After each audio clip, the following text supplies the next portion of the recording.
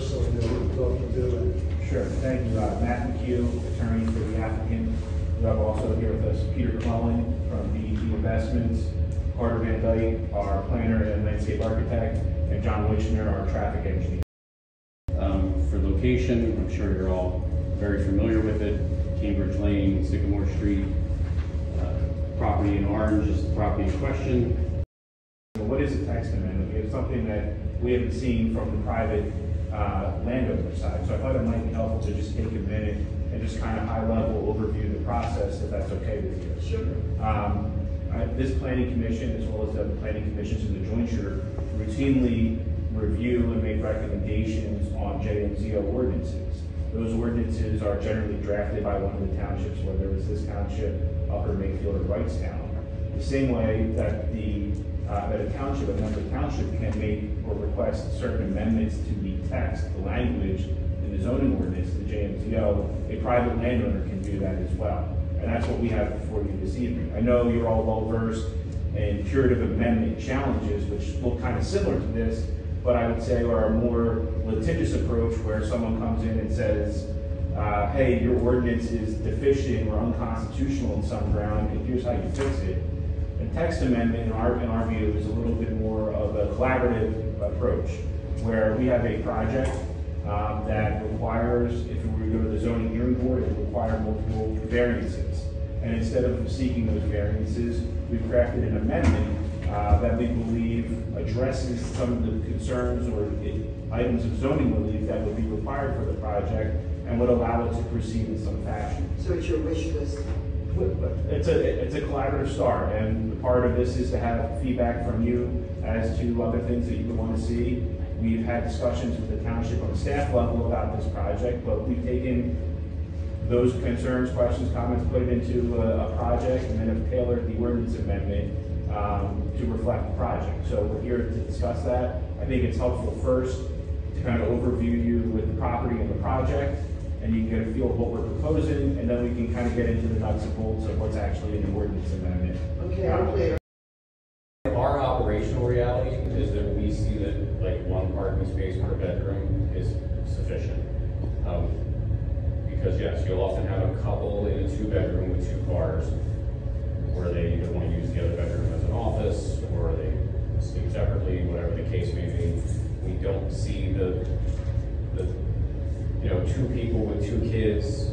They're certainly not 18 and 20-year-old kids that are living with them. Yeah, those people are looking for houses. Yeah, but you don't know that. I mean, I don't But the one-off case where that happens is generally then offset by the single person that rents the 2-bedroom because they want a bedroom and an office.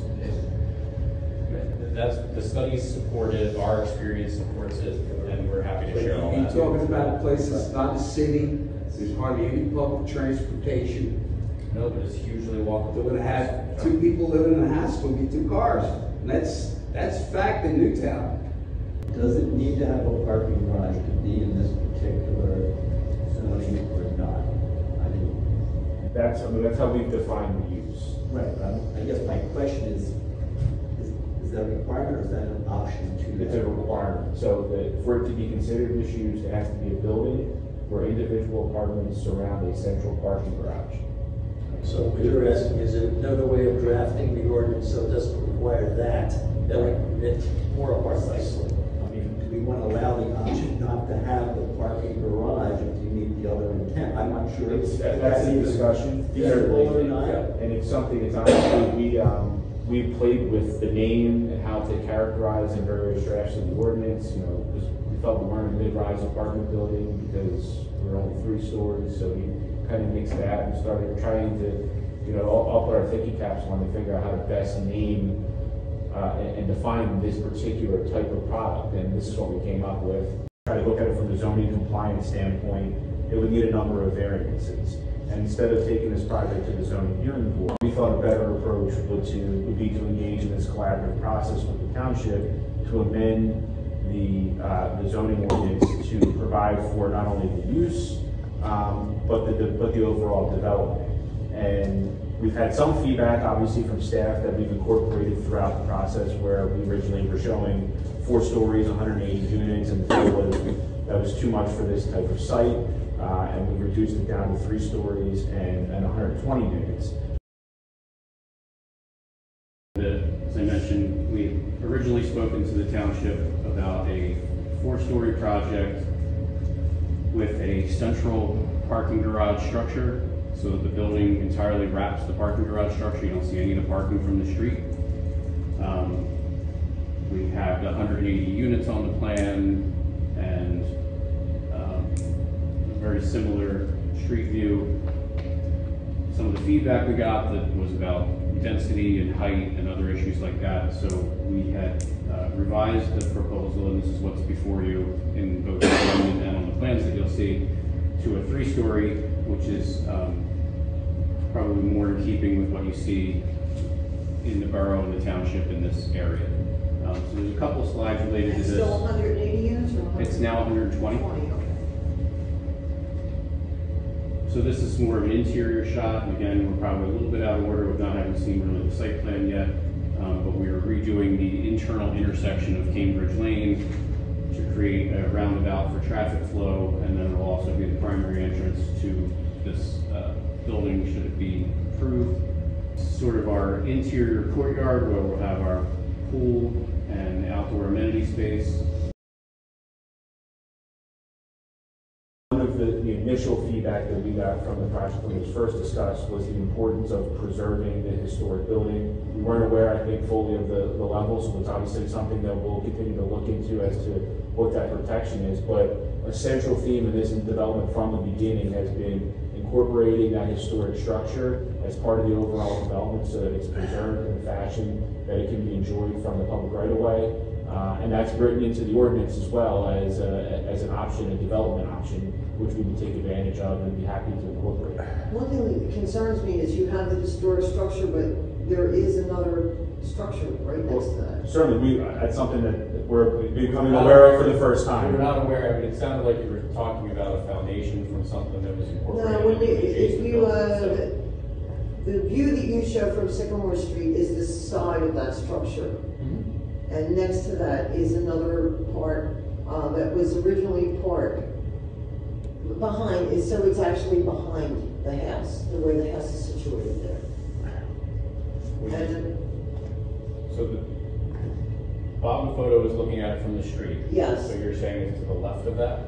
the structure above it, that's looking at it from the parking lot Looking at it from the inside. parking lot side, yes. Now, next to that is another building that is, I believe, the same, probably the same stone. It was part of that structure originally. I'm trying to find out the history of the structure behind it, but apparently it was an ice house, or it was part of the property. We'll certainly look into it and see if there's a revision that would be needed. to the And I plan. believe when it was developed, you know, however long ago, that both of the structures were required to remain. Yeah, we weren't necessarily intending to demolish that intentionally and say we didn't care to preserve it. We weren't aware of the historic significance of it. So we're happy to That wasn't described on the plan. from a comparison perspective, from a density, the appropriate comparison may not be to what else is permitted in the township, but look at what other densities are permitted for this type of multifamily product in similar townships that you would like to model yourselves out there. Well, we And don't it's want to also- model ourselves over any other townships. This is what our ordinance states. I mean, that's huge. That's more density than in R1 in the commercial district. If I may, Madam Chair. First of all, I want to be on the record. I really appreciate your approach here as being collaborative. That's very commendable. I have concerns about density, but mostly I have unanswered questions. I mean, the traffic study is going to be important to me. Sometimes we find ourselves, I won't get too far. Traffic study is going to be important to me. I want to see what sort of percentage increase we're dealing with. And I'm very concerned about where that location is. It all slows down to the creek. And so I'd like to be certain that we see some robust stormwater retention measures because I can see, particularly in light of recent events, I think that's an issue that you want to be proactive in addressing.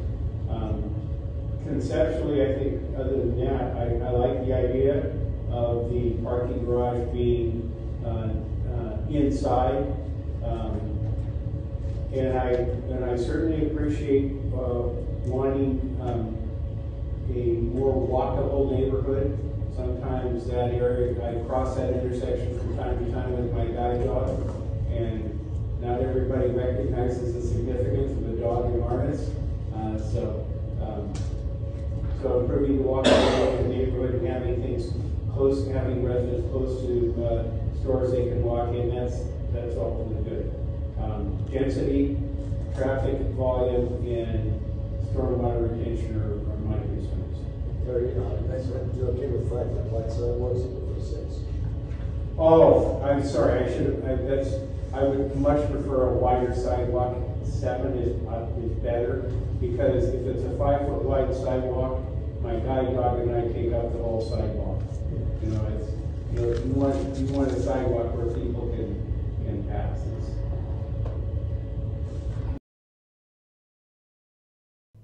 Be sure to visit my website at www.johnmacnewtown.info for more information regarding the Lower Darlington Road Trail.